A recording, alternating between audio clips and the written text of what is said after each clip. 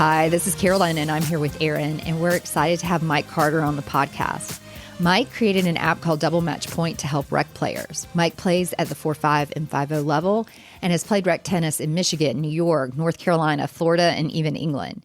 He has captained multiple teams and has won state championships in singles, doubles, and mixed, and won sectionals with his 8-5 combo team. He also plays in tournaments, and he comes from a tennis family. Both his mom and dad play tennis. So he's good, right, Aaron? Right. I was going to say, 4-5-5-0. Yeah, that's above our pay grade. Right? Winning 8-5 combo is not me. So, Mike, thank you so much for coming on the podcast. And can you start off and tell us what inspired you to create Double Match Point? Yeah, absolutely. So, a lot of this had to do with my move to North Carolina. So when I first got to the Durham area, I was sort of recovering from a knee injury. And I decided, hey, why don't I play some tennis? It's not as contact as soccer, which is where I originally injured my knee. And I ended up playing, a bunch of tennis at Garrett Road, if everyone's familiar with that place in Durham. And I was recruited by a captain there to play team tennis. And eventually that led to me captaining teams, because it's such a huge community in the Research Triangle. And as I was captaining teams, I just discovered, having a background that's really focused on the internet space and products in the internet space, that tennis was really not digitized yet. I found it really frustrating to sort of captain a team. There's a lot of back and forth, a lot of email, a lot of texting, a lot of keeping track of things.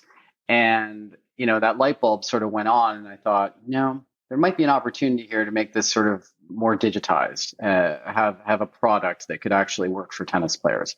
And that really was sort of the light bulb moment for DMP. I'm giggling because I know a lady who actually does her entire tennis calendar on her paper calendar. Yeah. And we have tried to steal her paper calendar and get her digitized.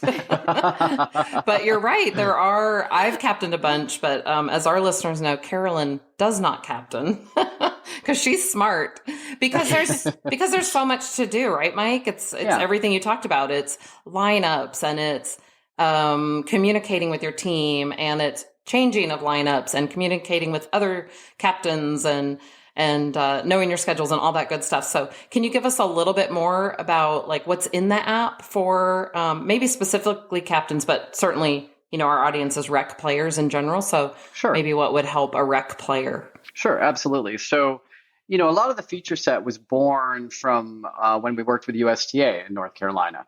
So somehow they found out we were building this platform for teams. And this was during COVID. We ended up running our platform with a bunch of folks in North Carolina. It's going back 2.5 years now, where we put everyone into the app and digitized the lineup exchange process and a lot of the communications between volunteers at the state tournament and the central people managing the tournament and all the players and captains.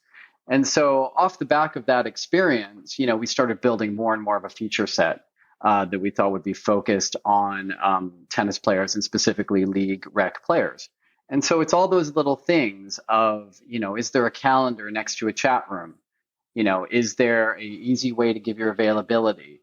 Is there a way to integrate the tech so that the tech can help people be on the same page? And what I mean by that is things like, if you give your availability on Monday for a match that's going to happen on Friday, can the system actually make sure, hey, don't forget, you said you were available on Friday. It is in 24 hours from now. If you have a problem, go into the chat room.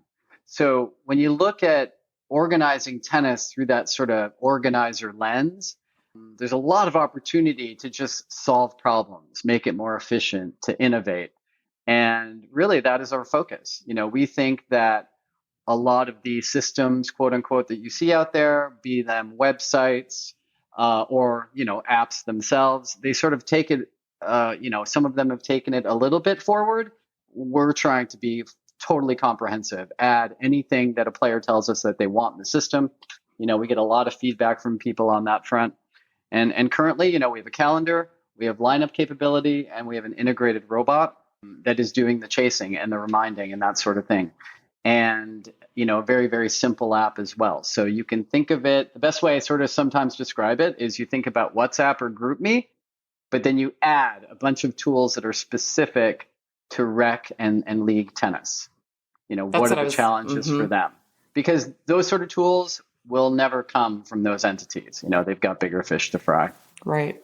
That's what I was going to say. So it's probably a combo of, if we were explaining it, it's a combo of just your plain old texting, group texting, right? Mm-hmm. Number one is in there. And the nice thing is it doesn't matter probably if you have an iPhone or an Android.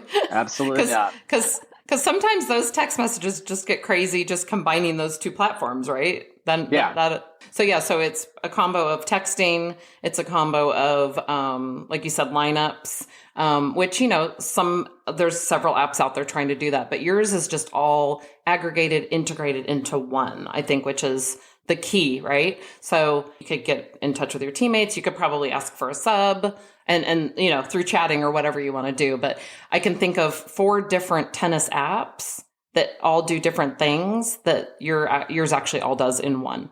Yeah. And it's that level of detail. So you take, and I used to do this, and there are thousands of captains out there still using like a Google spreadsheet. Think of the things that you put on that and Google that one spreadsheet. Too. Yeah, right? I forgot about that one. Yeah. Yeah. You put IDs in there. You track how many times has a person played because you want to spread matches amongst people, right? So what we've done recently with our lineup capability is if you're in a lineup, that counts as you being played. And so we're counting for the captain how many times that person has played. So the next time you make a lineup, it's right there in front of you. So it says, oh, that person hasn't played yet. I need to put them in. It's the same with the rating, right? If you're playing combo, you don't have everyone's rating like memorized, but if it's there in front of you when you're making the lineup, it's more and more information that gets rid of the spreadsheet. So we're trying to eliminate all these separate tools, bring all the tools in. And, we even use our own chat rooms for product development. So I have a group of about 40 people that are tennis and pickleball players in a chat room, giving us feedback on our product pipeline, where we're going with this, what's coming soon. If they've identified a bug, we are a startup. We absolutely have had things from time to time that people have pointed out to us, and that's great. We don't want them to be shy. We want them to tell us, what is it you're looking for? And so, we're heading in that direction. That's similar to our show. We always ask people for feedback. I know, right? Please, not that we run out of ideas, but people like to send in ideas of who we should interview. In fact, you've been very good about that, Mike, and we want to thank you because you've been such a big supporter and constantly giving us ideas of interesting people to interview. And so that I guess it's, in a way, it's similar to Second Serve, that people are emailing us and telling us what we've done well and what we've done wrong and who we should interview next. Oh, yeah. Yeah. I mean, they're users, right? They're listeners. Exactly. You want them to speak their mind. You don't want them to be, you have to actually prod them sometimes. Hey, you're not going to, hurt anyone's feelings. Just tell us what you think. Yeah. Right. Yeah, exactly. So do you have something, do you have like a coolest feature or features that you can think of or things that people are liking the most?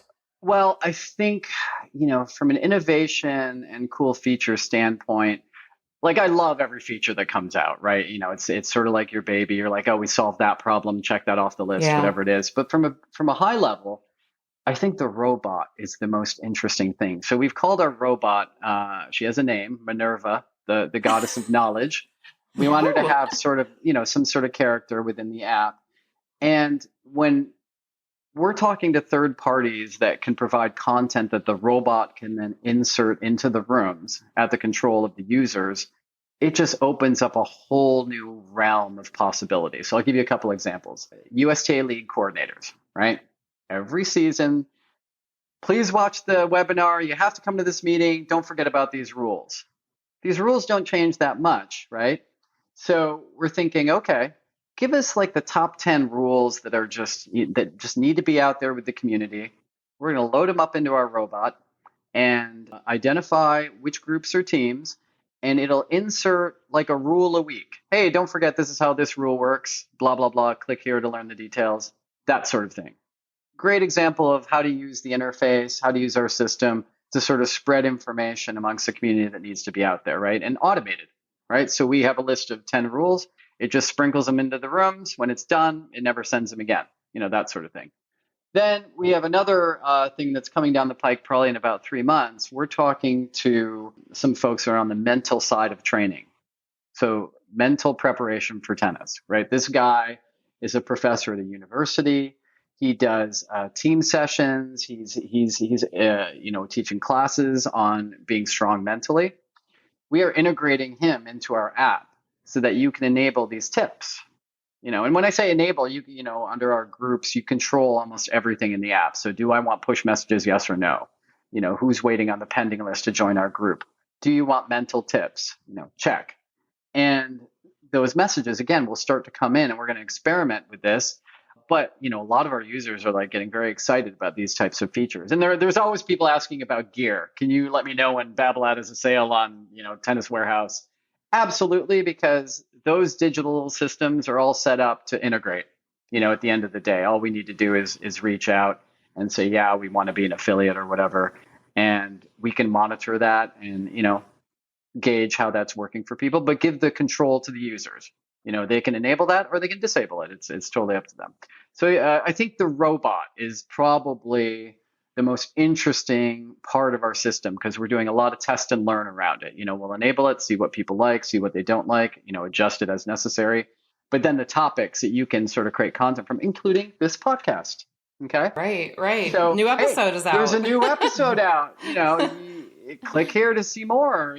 Save it here or favorite it or heart it or link off to Apple, and away we go. So that's awesome. Yeah. Mike, I have a question for the app. I haven't gotten to use it yet, but do you have a way for rain makeups to make it so that people can't, that is on our try list. to do a rain makeup and then people then sub different people in and nobody's available. Is there anything in your app? Please make your robot. That's on our pipeline. We have made a specification for half of it.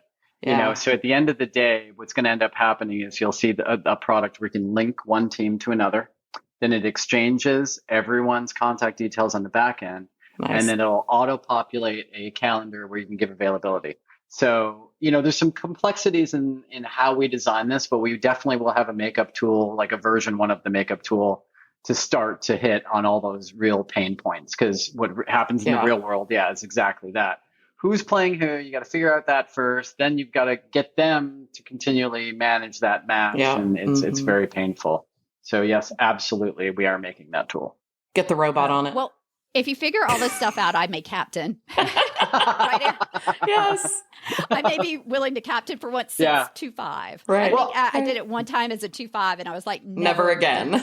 Well, I am biased, but I will say the teams I captain using the app, the amount of back and forth is reduced by 80%. Because I just basically say, everyone, calendars up, give your availability.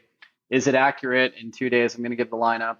And, that is half the battle, I think, just the chatting and the calendar. Yes. And all this other stuff is almost icing on the cake at the end of the day. It's like, yes, that's helpful. That's helpful. That's helpful. Yeah. But, and it's the same. It's not just for league tennis. It's just for say you have I have a weekly doubles group on a Sunday. We've got 50 guys in this group. And we just say, hey, calendars up, give your availability. And they get used to it. And it's just friendly hitting. It's not a match. It's just showing up and doing friendly hitting. So therefore, everyone's on the same page. I don't get a text thread with people I don't know. And, it brings that organization, to the table.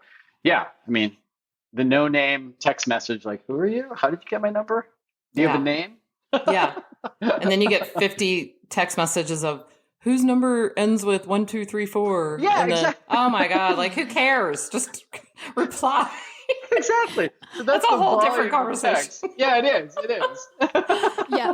My husband was on a team and they were texting the entire day. He looked at me and he had almost 100 missed texts. Yes. And he was like, should I unsubscribe? Could you say, should I do that? Yeah. And I was like, you can't do that.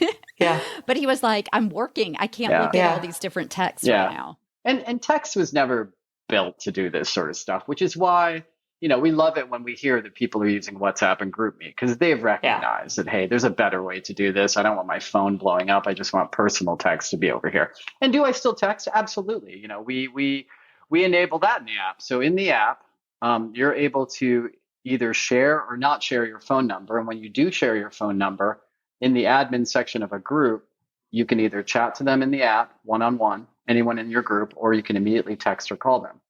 And so, in my own tennis life, I'm still like an 80-20. 80% of my comms are now in DMP. 20% are, just flat texting. Yeah. And even that is fine. I think that's what we see with a lot of players. Yeah. Well, you solved a lot of problems, which is amazing. Just the beginning. Exactly. That's the exciting part. I think, that's one of the, from a product development standpoint, because, it's not just me. Obviously, we have a team in the UK. Our engineering team is over there, and I have a co-founder who is the guy behind the scenes who's doing the heavy lifting of the software. So, yeah. That's exciting. Absolutely. It's very exciting. And I think this year is going to be a very exciting year for us because we just have such a lot of features coming out. The base platform is very solid. It's very scalable. And, it's all about the small features now. Yeah. Can you also tell us your most memorable moment on the court and your most rewarding part of creating the app? I think I'm going to go on the on-court story just because, and I won't name any names. I mean, I think people that listen to your podcast will know who I'm talking about. But with, for 4 to 5 years, I played USTA in Carolina and in the Triangle, and it's just a hive of activity. But I do remember how I got into it, which I think is maybe an interesting story. And the captain at the time will know what I'm talking about. This was when I first started playing tennis in Durham. I was hitting with 2 friends who ended up being teammates of mine, very quickly. But I'd met them randomly on like a tennis meetup or whatever. And as I was leaving the court, I guess what you would call a super captain sort of tracked me down, introduced himself. And then he had this huge speech about being a big fish in a small pond, small fish, big pond. And I was like looking at him going, I don't know what you're talking about. You're being recruited. This is what I'm hearing. I'm like, if you want me to play for your team, I'll play. I'll do whatever you want. And then, of course, he was asking me about rating, and I wasn't that familiar. It had been 20 years, I think, since I had a USTA rating. So I was just sort of like, well, whatever you want me to do. I'm a decent player. So, that was my introduction to sort of USTA League tennis. And I probably told that story many times. But it's very funny because I think I overheard him about a year later giving the same speech to someone else when I was on another court. And I'm like, he's doing that speech again. No, he's a really good guy, though. He's was very well known in Carolina. I think he moved out to California, but that's anyway. Funny. Yeah. See, Carolyn, the recruiting is happening everywhere. People are hiding in the bushes, waiting to get someone as they walk off court to tell them either. I'm actually bummed. Nobody has ever approached me to have that conversation with me. What's happening? Being recruited. Me neither. Did they recruit you and then say you need to self-rate as a certain level? Yes. Yes. That's exactly what happened. And then it was funny because I started playing up a little bit, and he was quite concerned. Like, what are you doing? Yeah, you don't want to get yourself bumped. I'm like, well, I met some new people and I'm just playing. And then I ended up getting DQ'd at States. See? Yeah. So at the state tournament, did you get it, or after? Was it after? It was after I played my matches, and our team actually won, and they were going to sectionals, and I couldn't go with them, which is sort of a bummer because. Yeah, you cheater. I'm just kidding. Sandbagger, not cheater, sandbagger. Well, I got bumped to 4-5 from 4-0. Right. At the end of the day, it wasn't a huge jump or anything like that. But the bummer is that did that sound bad? Sorry. That's a jump. It would be huge for us. Yeah. Oh, stop. And we're 4-0s, and that would still be a huge jump for us. Yeah. We really appreciate Mike coming on the podcast. We've included links to Double Match Point in our show notes. Thanks so much for listening, and hope to see you on the court soon.